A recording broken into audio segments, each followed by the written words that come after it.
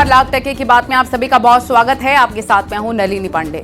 नमस्कार, मैं हूं आपके साथ मैं अमनदीप। लाख टके की बात में सबसे पहले आज बात होगी राहुल गांधी के मायावती पर दिए बयान के बाद में मायावती ने पलटवार किया, जिसके बाद सियासी घमासान मच गया। साथ ही बताएंगे महाकुंभ पर सियासी कलेश की कांग्रेस के राष्ट्रीय दलवी ने महाकुंभ पर सवाल उठा दिए हैं। ममता अखिलेश पहले भी बयानबाजी कर चुके हैं। और आपको बताएंगे महाकुंभ में महिलाओं के स्नान करते वीडियो सोशल मीडिया पर अपलोड करने पर पुलिस ने बड़ा एक्शन लिया है, 3 लोगों को गिरफ्तार किया है। साथ ही बताएंगे संभल हिंसा पर पुलिस ने 3000 पेजेस की चार्जशीट दाखिल कर दी है और संभल पर पुलिस ने बड़ा खुलासा किया है।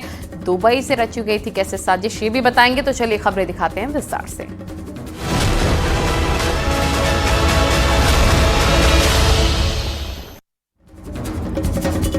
रायबरेली में कांग्रेस सांसद राहुल गांधी ने मायावती को लेकर बड़ा बयान दिया, जिस पर मायावती ने भी पलटवार कर दिया। अब इस पर सियासी घमासान छिड़ गया है।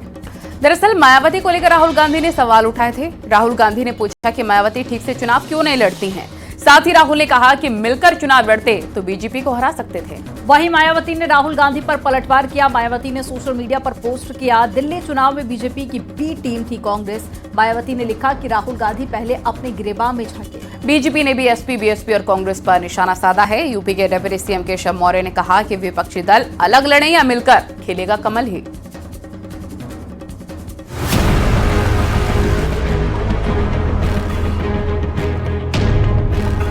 बहन जी आजकल चुनाव ठीक से क्यों नहीं लड़ते? ये भी सर। अब हम चाहते थे कि बहन जी बीजेपी के विरोध में हमारे साथ लड़े। राहुल गांधी के इस सवाल ने सियासी घमासान तेज कर दिया है। अपने संसदीय क्षेत्र रायबरेली पहुंचे राहुल ने पूछा कि मायावती ठीक से चुनाव क्यों नहीं लड़ती। वहीं राहुल के सवाल पर बीएसपी सुप्रीमो मायावती ने राहुल को करारा जवाब दिया है। सोशल मीडिया पर पोस्ट कर मायावती ने लिखा, कांग्रेस ने दिल्ली विधानसभा चुनाव में बीजेपी की बी टीम बनकर चुनाव लड़ा, जिसके चलते दिल्ली में बीजेपी सत्ता में आ गई है। कांग्रेस के ज्यादातर उम्मीदवारों की जमानत जब्त हो गई। राहुल गांधी को बीएसपी पर उंगली उठाने से पहले अपने गिरेबान में जरूर झांक कर देखना चाहिए। दरअसल राहुल गांधी को इस बात का मलाल है, अगर बीएसपी, एसपी और कांग्रेस एक साथ चुनाव लड़ते तो बीजेपी नहीं जीतती। सुनाते हैं राहुल गांधी का पूरा बयान। मगर एक सवाल है जी सर, बहन जी आजकल चुनाव ठीक से क्यों नहीं लड़ते? ये भी सच जी सर। अब हम चाहते थे कि बहन जी बीजेपी के विरोध में हमारे साथ लड़े। जी सर, ये बात सही है। मगर मायावती जी किसी न किसी कारण नहीं लड़ी। तो ये भी मतलब हमें तो काफी दुख लगा, क्योंकि अगर तीनों पार्टियां एक साथ हो जाती हैं तो बीजेपी कभी नहीं जीत सकती। जी सर, सही। यूपी के डिप्टी सीएम केशव प्रसाद मौर्य ने कांग्रेस, बीएसपी और एसपी पर तंज कसा है। उन्होंने कहा कि ये सभी एक ही थैली के चट्टे बट्टे हैं, अलग अलग लड़ें या मिलकर लड़ें, खिलेगा कमल ही। और जहां तक कांग्रेस मायावती जी के बारे में या मायावती जी अखिलेश जी के बारे में अगर कुछ कहती हैं तो हमारी नज़र में सपा, बसपा, कांग्रेस एक ही थैली के चट्टे बट्टे हैं। ये अलग अलग लड़े चाहे मिल करके लड़े, खिलेगा कमल ही, सुशासन का विकास। कांग्रेस विधायक का कहना है कि जिस तरह से पिछले कुछ सालों से सियासी हलचल रही है, उससे साफ है कि बी टीम कौन है। वहीं समाजवादी पार्टी ने इस बयानबाजी पर तंज कसा है। ये स्पष्ट है कि हर भारतीय जनता पार्टी को कि बी टीम की तरह बसपा काम कर रही है, चाहे वो चुनाव हो, चाहे वो बड़े मामले हो। जिस तरह से सपोर्ट कर रही है बसपा, उससे स्पष्ट हो गया है उनकी मंशा क्या है, उनकी राजनीतिक मजबूरियां हो सकती हैं। राहुल गांधी ने बीएसपी को भाजपा की बी टीम बताया है, किस तरह से? और मायावती ने फिर राहुल गांधी को बी टीम बता दिया। देखिए, बड़े नेताओं का मामला है, उसमें मुझे नहीं कहना है और हम अपनी समाजवादी पार्टी को मजबूत करने में लगे हैं। यूपी सरकार में मंत्री और एसपी के अध्यक्ष ओपी राजभर का कहना है कि कांग्रेस और समाजवादी पार्टी बीजेपी की बी टीम है। समय समय पर दोनों बीजेपी को फायदा पहुंचाते रहते हैं। कांग्रेस और सपा दोनों बी टीम है, समय समय पर दोनों बीजेपी की मदद करते हैं। जैसे दिल्ली की बात करें तो कांग्रेस ने मदद किया। लोकसभा के चुनाव में जब कांग्रेस ने प्रयास किया कि बहुजन समाज पार्टी मोर्चे में आ जाए। तब विरोध किसने किया था? समाजवादी पार्टी। समाजवादी पार्टी ने यहाँ तक कह दिया था कि यदि बहुजन समाज पार्टी मोर्चे में आएगी तो हम अलग हो जाएंगे। आज राहुल जी के बयान वही आ रहे हैं ना।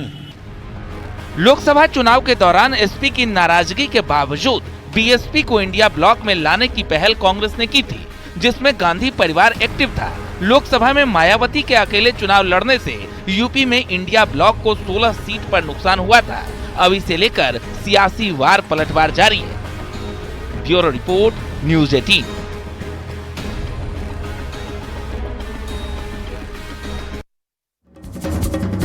और कांग्रेस नेता राशिद अल्वी ने महाकुंभ की व्यवस्था को लेकर सवाल उठा दिए हैं। राशिद अल्वी ने कहा है कि सिर्फ विपक्षी नेता ही नहीं, शंकराचार्य भी सुविधाओं पर सवाल उठा रहे हैं। इससे पहले भी ममता बनर्जी, लालू प्रसाद यादव और अखिलेश समेत विपक्ष कई नेता महाकुंभ की व्यवस्था पर सवाल उठा चुके हैं, जिस पर सीएम योगी ने करारा जवाब भी दिया है। आपको रिपोर्ट दिखाते हैं।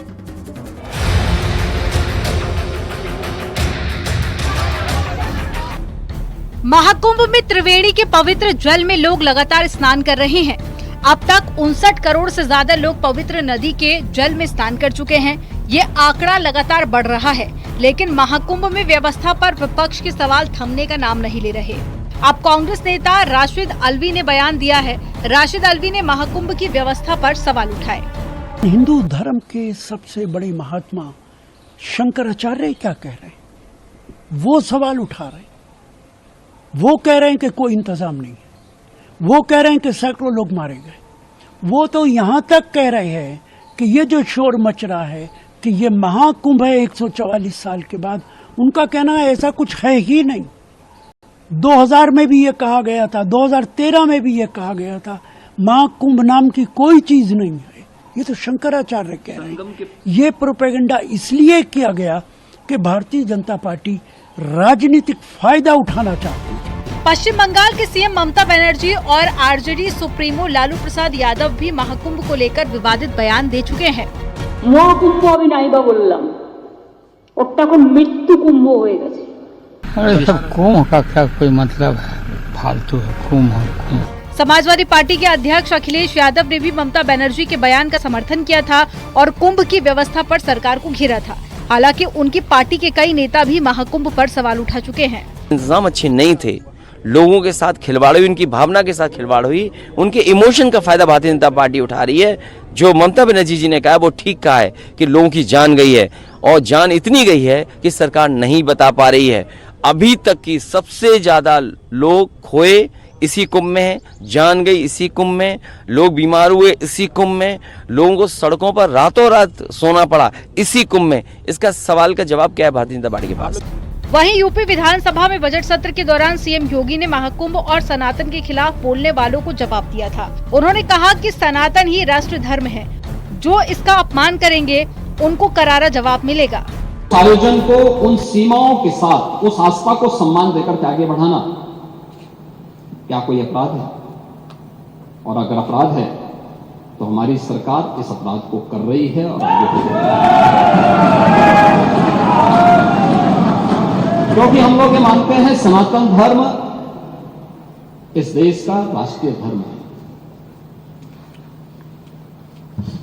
सनातन धर्म की सुरक्षा में ही भारत के अंदर पल रहे हर मत और मजहब की सुरक्षा भी है और उनका सम्मान भी है और उनका गौरव भी है।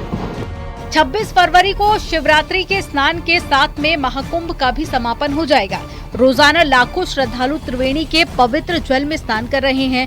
महाकुंभ पर जहां विपक्ष की बयानबाजी जारी है, तो वहीं बीजेपी भी लगातार पलटवार कर रही है। न्यूज़ 18 के लिए ब्यूरो रिपोर्ट।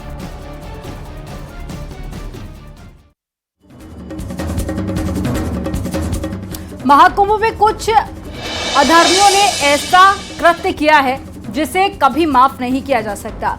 अब उन पर ताबड़तोड़ एक्शन लिया जा रहा है। प्रयागराज पुलिस ने महाकुंभ में नहाती महिलाओं का चोरी छिपी वीडियो बनाकर डार्क वेब यानी अश्लील साइट और दूसरे सोशल मीडिया पर बेचने वालों पर बड़ी कार्रवाई की बात कही है।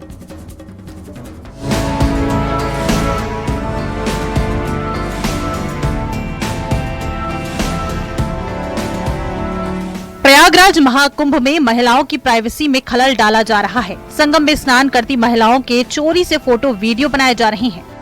प्रयागराज में महाकुंभ के दौरान स्नान कर रही महिलाओं की फोटो और वीडियो सोशल मीडिया पर डालने और बेचने के मामले में पुलिस ने एफआईआर दर्ज की है।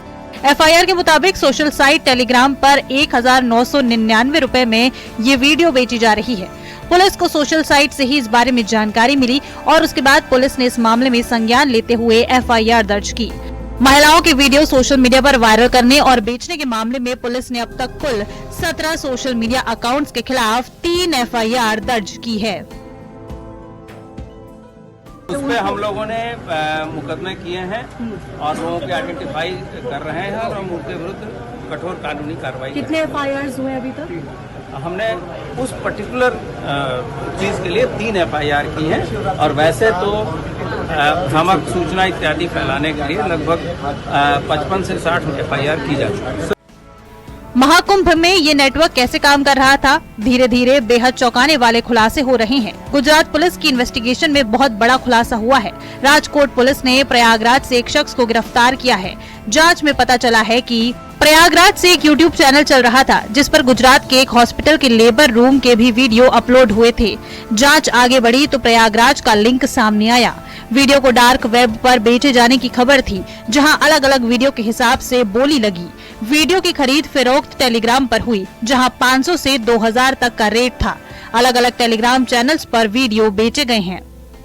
उधर समाजवादी पार्टी के अध्यक्ष अखिलेश यादव ने इस मामले को लेकर सवाल उठाए थे। उन्होंने आरोप लगाया था कि महाकुंभ में नारी के मान सम्मान की रक्षा करने में बीजेपी सरकार फेल रही। इसके लिए दोषी लोगों के खिलाफ सख्त कार्रवाई होनी चाहिए। अखिलेश के बयान पर बीजेपी की तरफ से भी प्रतिक्रिया आई है। श्री अखिलेश यादव जी को भाजपा का फोबिया हो गया है, बौखलाए हुए हैं, घबराए हुए हैं। देश का बजट देख करके घबरा गए, प्रदेश का बजट देख करके घबरा गए, विकास की बहती हुई गंगा को देख करके घबरा गए।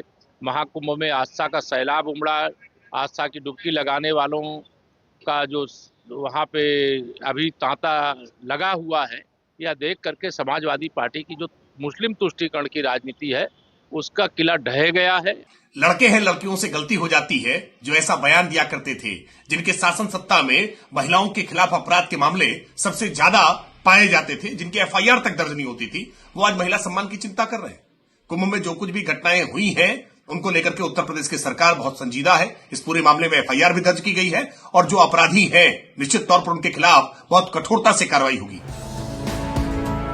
फिलहाल पुलिस लगातार सोशल मीडिया पर निगरानी रख रही है और ऐसे अपराध करने वालों की जल्द गिरफ्तारी का दावा हो रहा है। पुलिस के मुताबिक वीडियो बेचने वाले और खरीदने वाले दोनों की गिरफ्तारी की जाएगी। ऐसे जो भी सोशल मीडिया प्रोफाइल्स आ रही हैं, उनके खिलाफ लगातार कार्रवाई की जा रही है। न्यूज़ 18 के लिए ब्यूरो रिपोर्ट।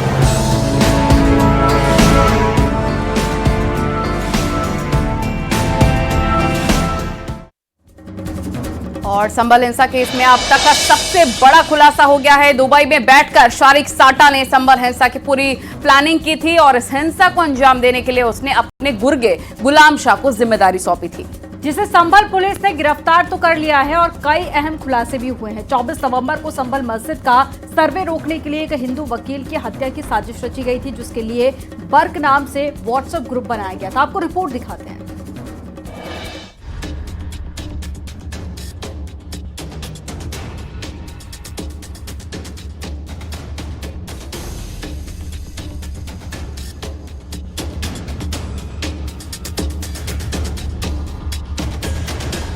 संभल हिंसा केस में अब तक का सबसे बड़ा खुलासा हुआ है। दुबई में बैठकर शारिक सट्टा ने संभल हिंसा की साजिश रची थी और इस हिंसा को अंजाम देने के लिए उसने अपने गुर्गे गुलाम शाह को जिम्मेदारी सौंपी थी, जिसे संभल पुलिस ने गिरफ्तार किया है। संभल हिंसा में बड़ा खुलासा, गिरफ्तार बदमाश गुलाम शाह का खुलासा। दुबई से बैठकर रची गई हिंसा की साजिश। व्हाट्सएप पर बर्क नाम से बना ग्रुप, एक वकील की हत्या की साजिश। शारिक सट्टा ने दुबई से बैठकर रची साजिश। घटना कारित करने वाले जिसने व्यक्ति द्वारा असले प्रोवाइड किए गए थे, जिस व्यक्ति के द्वारा इंस्ट्रक्शन दिए गए थे, जिस व्यक्ति के द्वारा ये हिंसा करवाने के लिए असले भी प्रोवाइड किए गए थे, उस व्यक्ति को पुलिस द्वारा गिरफ्तार किया गया है, जिसका नाम गुलाम पुत्र मुख्तार है। इसके द्वारा बताया गया कि पूछताछ में कि 23 तारीख को इसने अपने बॉस शारिक साटा से बात की थी शारिक साठा को यहाँ के किसी स्थानीय व्यक्ति द्वारा बताया गया है कि 24 तारीख की सुबह को सर्वे होगा। सर्वे के समय किसी भी सूरत में वो सर्वे नहीं होने देना है। पूछताछ के दौरान गुलाम ने कई अहम खुलासे किए हैं। 24 नवंबर को संभल मस्जिद का सर्वे रोकने के लिए हिंदू पक्ष के वकील की हत्या की साजिश रची गई, जिसके लिए बर्क नाम से व्हाट्सएप ग्रुप बनाया गया था। पुलिस को कई ऐसे व्हाट्सएप ग्रुप्स मिले हैं जिसके अंदर भीड़ को इकट्ठा करने के, उसमें एक सांसद संभल नाम का एक व्हाट्सएप ग्रुप है जिसमें पुलिस को 21 नवंबर की रात्रि में लोगों को इकट्ठा होने के बारे में बताया गया था कि 22 को ज्यादा से ज्यादा लोग मात्रा में लोग आए, और 23 और 24 तारीख के लिए भी उसमें विभिन्न प्रकार के घटना के बाद में इंस्ट्रक्शन दिए जाने की बात इस तरीके प्रकाश में आई है। उसमें से कई सारे मैसेजेस हैं जो जिन लोगों के द्वारा मैसेज किए गए थे, पुलिस द्वारा उनको पूछताछ के लिए बुलाया गया है। शारिक सट्टा ने हिंसा के लिए हथियार मुहैया कराए थे।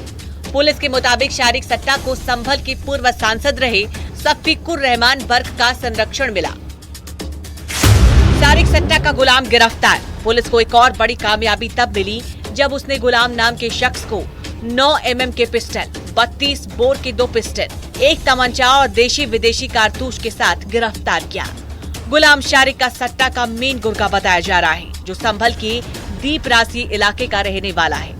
शारिक सट्टा को पूर्व सांसद सफीकुर रहमान बर्क का संरक्षण था। उसने समाजवादी पार्टी के विधायक के पुत्र पर भी गोली चलाई थी।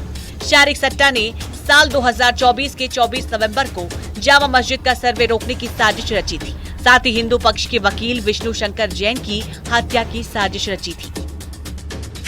पुलिस ने खुलासा किया है कि 2014 में संभल में विधायक के पुत्र सुहेल इकबाल पर तत्कालीन सांसद सफीकुर रहमान बर्क के कहने पर शारिक सट्टा ने गोली चलाई। वर्ष 2014 में यहाँ से सफीकुर रहमान बर्क नाम के व्यक्ति हैं जो इस दुनिया में नहीं है अभी। इन्होंने समाजवादी पार्टी से चुनाव लड़ रहे थे। ये किसी एक दूसरे अन्य पार्टी के कैंडिडेट के सामने चुनाव लड़ रहे थे, तो एक अन्य राजनेता जो मुस्लिम बिरादरी के ही हैं वो किसी अन्य को सपोर्ट कर रहे थे। उसी बात को कसीदगी को रखते हुए इन्होंने तत्कालीन जो कैंडिडेट थे उनके कहने पे सुहेल इकबाल नामक व्यक्ति के ऊपर इन्होंने अंधाधुंध फायरिंग की थी। पुलिस ने खुलासा किया है कि शारिक सट्टा के कहने पर गुलाम शाह ने ही टीयर गैस और इलाके में लगे सीसीटीवी फोड़े थे। गुलाम शाह ने ही अपने गैंग के साथ अंधाधुंध फायरिंग की थी, जिसमें 4 लोगों की मौत हो गई थी। पुलिस रिकॉर्ड के मुताबिक गुलाम शाह पर 20 केस दर्ज हैं। News 18 bureau report.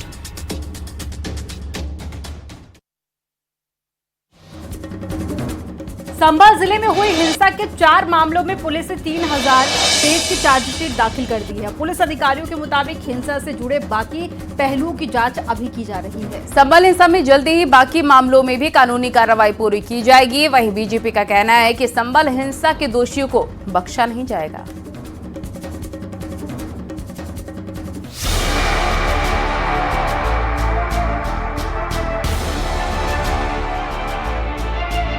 संभल हिंसा को लेकर भले ही कई महीने बीत चुके हैं, लेकिन योगी सरकार किसी भी हाल में आरोपियों को बख्शने के मूड में नहीं है। संभल हिंसा को लेकर कुल 12 केस थाने में दर्ज है। पुलिस ने 4 केस को लेकर चार्जशीट दाखिल की है, जिसमें नाखासा थाने के 2 केस और संभल के 2 केस शामिल हैं। संभल हिंसा मामले में करीब 3000 पन्नों की चार्जशीट दाखिल की गई है। चार्जशीट में 89 आरोपियों के नाम है। आरोपियों में 3 महिला भी शामिल हैं। हिंसा, आगजनी और फायरिंग की धाराओं में चार्जशीट दाखिल की गई है। 24 नवंबर को हुई हिंसा में 4 लोगों की मौत हुई थी।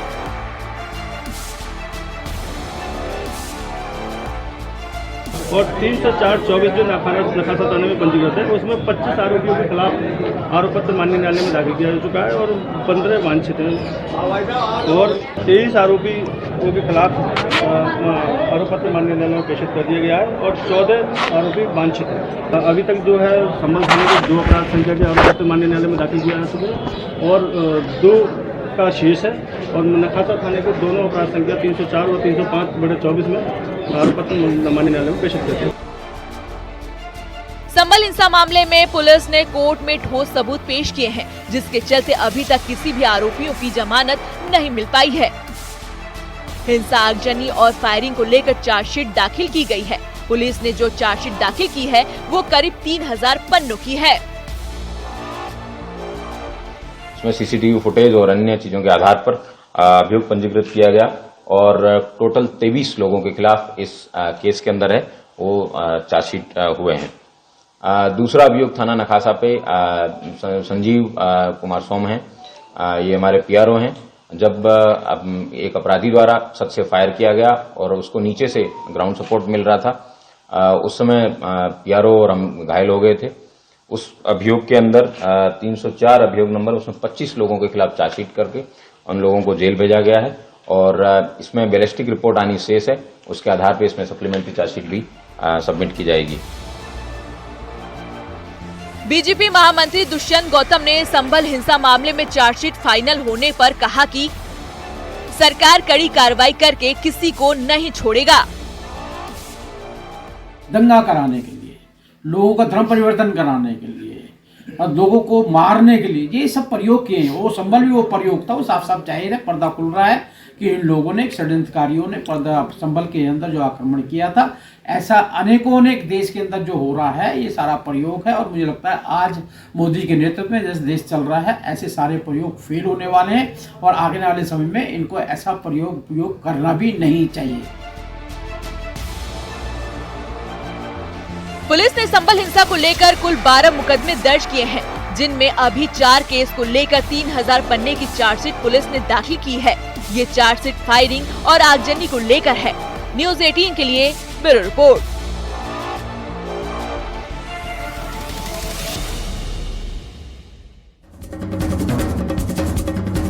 खबरें जारी हैं, रुकेंगे छोटे से ब्रेक के लिए। आप देखते रहिए न्यूज़ 18।